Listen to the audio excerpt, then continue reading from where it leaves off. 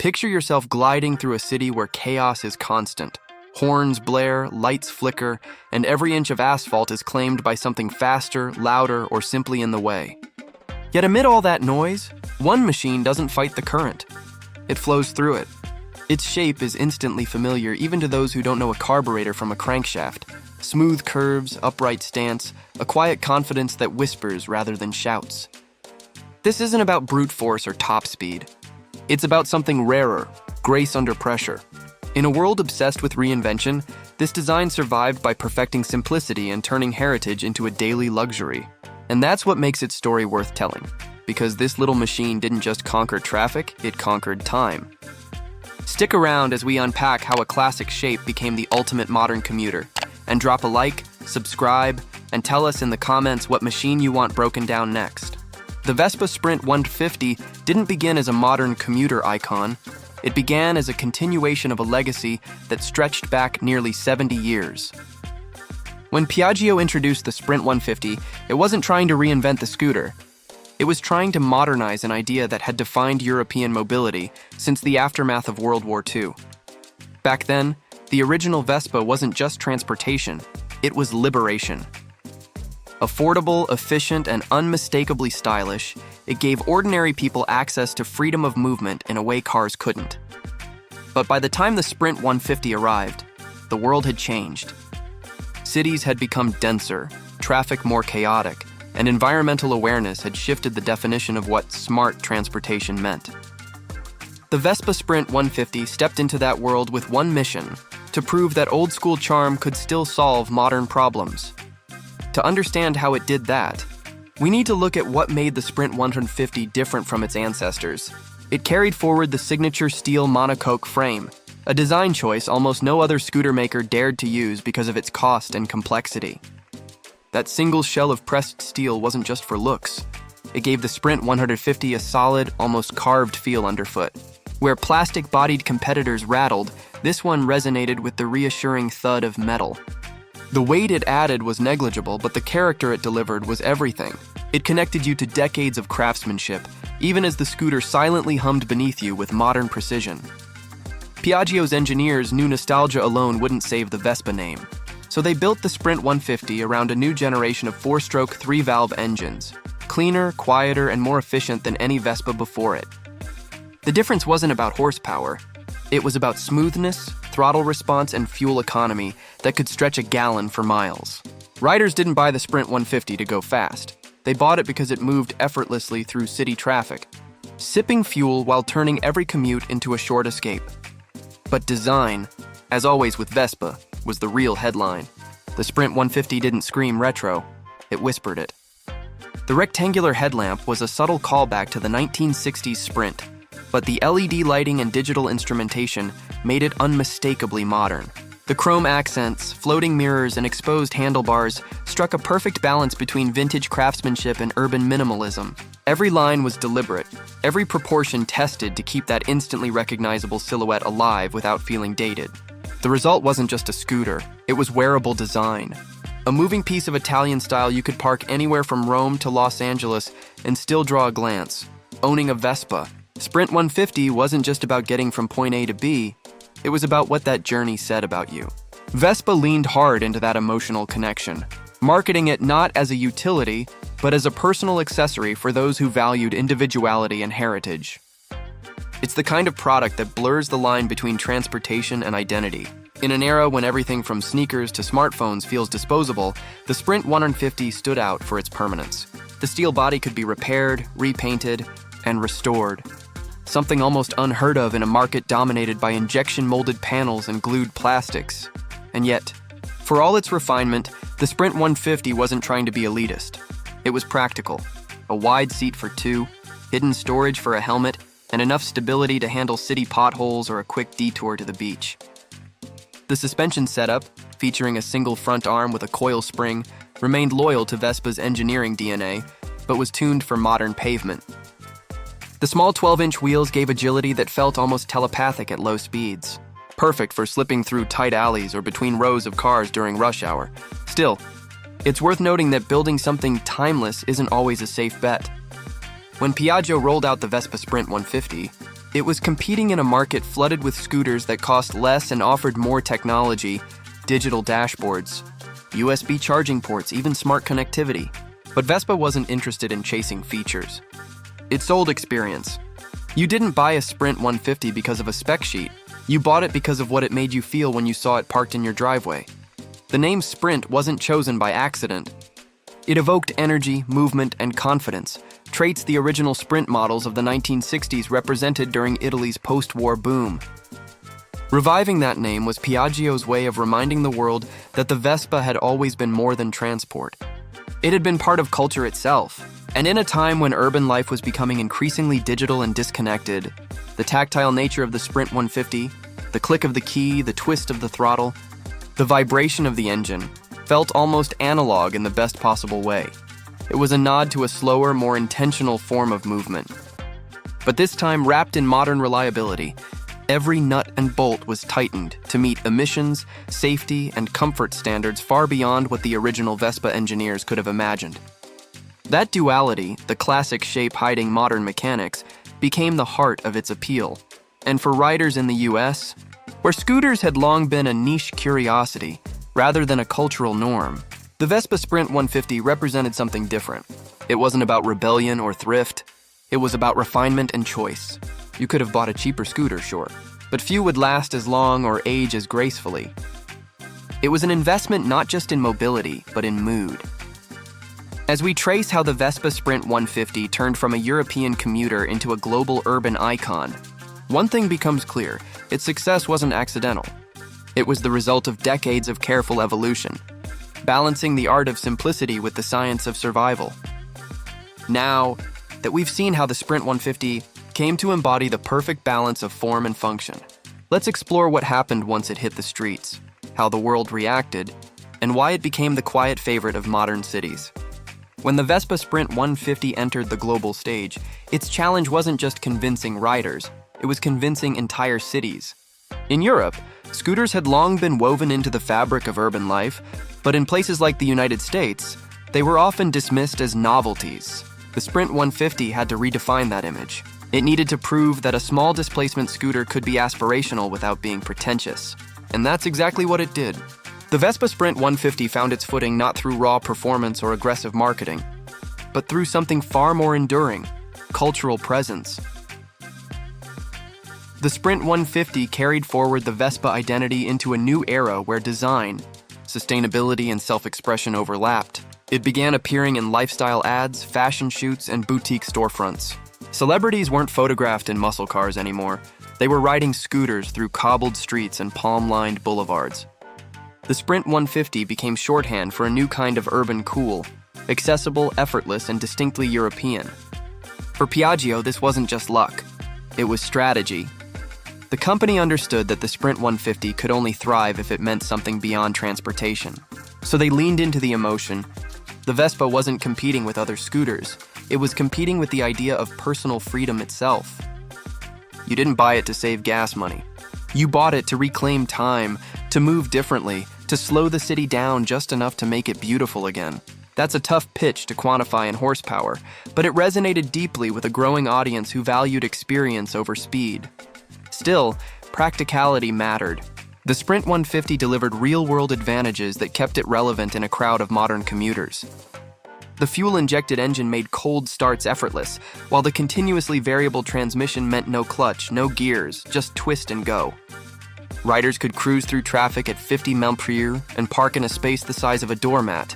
For city dwellers, especially in dense environments like San Francisco or Miami, that simplicity translated into everyday joy. You didn't have to plan your commute. You could just live it. The competition noticed. Japanese and Taiwanese manufacturers had long dominated the scooter market with value-driven models. They offered more gadgets, larger underseat storage, and lower prices. Yet none of them could replicate the Vespa Sprint 150's intangible appeal. It wasn't a question of engineering, it was identity. When you rode a Vespa, people didn't just see a scooter. They saw a statement.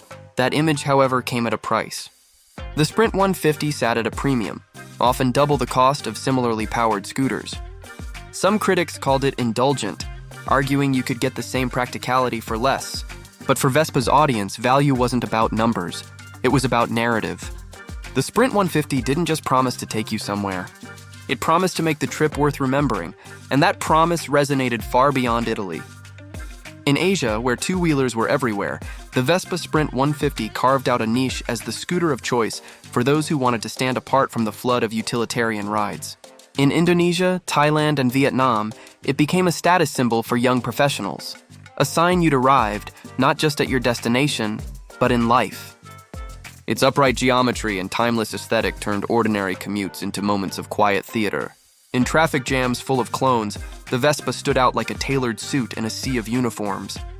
In Europe, it carried a different meaning.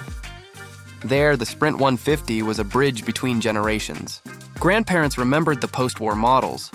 Their grandchildren rode the new ones. It wasn't nostalgia, it was continuity. Few machines in the world have managed to keep their DNA so intact across decades while still feeling current. And in an age where automotive design often chases trends, that constancy became a kind of rebellion. In America, the story was slower to unfold. The US market had flirted with scooters before, the mod movement in the 60s, the eco-conscious bursts in the 2000s, but the culture never quite stuck. The Sprint 150 arrived during a time when urban living was shifting. Millennials were moving into cities, giving up cars, and rethinking ownership. For them, the Vespa Sprint 150 wasn't a toy, it was freedom without obligation. You didn't need insurance premiums or parking nightmares to feel mobile. You needed a key, a helmet, and a sense of style. As the 2010s rolled on, Vespa positioned the Sprint 150 as part of a broader lifestyle movement. It wasn't marketed to bikers, it was marketed to thinkers, artists, and urban explorers. The scooter became a kind of cultural passport, a way to express individuality in an increasingly automated world. Vespa's ads never shouted about torque or speed. They showed sunlight hitting chrome, laughter in motion, and a kind of cinematic normalcy that felt aspirational. But underneath the charm, there was genuine progress. The Sprint 150's compliance with tightening emission standards kept it future-proof. The catalytic converter and 3-valve engine architecture made it one of the cleanest combustion scooters in its class. Piaggio even began integrating hybrid and electric development behind the scenes, preparing for the day when the classic hum of the Vespa might be replaced by a whisper. The Sprint 150, in that sense, was both a bridge and a promise. And yet, what made it remarkable wasn't just what it did for the brand, it was what it did for cities. The Sprint 150 encouraged urban planners and everyday commuters alike to rethink space. One parking spot could fit 4 of them. Fuel consumption dropped dramatically compared to cars. Emissions per mile were lower, and noise pollution almost negligible. The Vespa Sprint 150 wasn't just surviving urbanization, it was shaping it. That transformation caught the eye of designers and sustainability advocates around the world. Suddenly, the idea of beautiful utility didn't seem like a contradiction. The Sprint 150 embodied that philosophy perfectly. Functional, efficient, but never stripped of character. It proved that sustainability didn't have to look sterile, that it could look stunning. And while other manufacturers scrambled to release minimalist electric scooters or app-connected commuters, Vespa's Sprint 150 stayed grounded in something more enduring: human connection. It asked nothing more than to be ridden, to be seen, and to make its rider feel a little more alive amid the rush. That simplicity was its rebellion. Still, even icons face challenges. The rise of fully electric scooters and shared mobility programs began to threaten Vespa's territory. Why own a scooter when you could rent one with an app? Piaggio's answer wasn't to compete on convenience, it was to double down on emotion. The Vespa Sprint 150 reminded riders that ownership could be intimate, even poetic, that knowing every sound and vibration of your machine was part of the bond. You can't rent that feeling. The Sprint 150's quiet conquest wasn't explosive, it was consistent. Year after year, city after city, it built a following not through marketing hype, but through word of mouth and street presence. The people who rode them became advocates without trying. And that's when you know a design has crossed from product into icon. By the time the Sprint 150 became a fixture in modern urban life, it wasn't just a scooter anymore. It was a language of motion. One understood across continents and generations. And that language carried a message. Progress doesn't always mean forgetting the past. Now, as new technologies and electric alternatives challenge what mobility means, the question becomes, Can the Vespa Sprint 150's philosophy survive another revolution? That's the story of its legacy, and it's where our final chapter begins. The Vespa Sprint 150 stands at a crossroads of design and destiny, caught between a mechanical past and an electric future. When Piaggio built the Sprint 150, it wasn't trying to resist change. It was trying to preserve soul in an era where everything risked becoming silent and sterile. The Sprint 150's story isn't about horsepower or acceleration times, it's about connection. Each curve, each press of the starter, each roll of the throttle reminds you that motion can still be personal. It's what makes the Sprint 150 feel alive, even when surrounded by machines that technically outperform it in every measurable way. In today's market, the Vespa Sprint 150 continues to hold ground because it offers something few vehicles can: continuity. The steel body, that familiar hum, the sense of ownership that comes from decades of refinement, all of it gives the Sprint 150 an authenticity no algorithm can duplicate. When electric scooters flooded the streets with anonymity, the Vespa stood out by being instantly recognizable.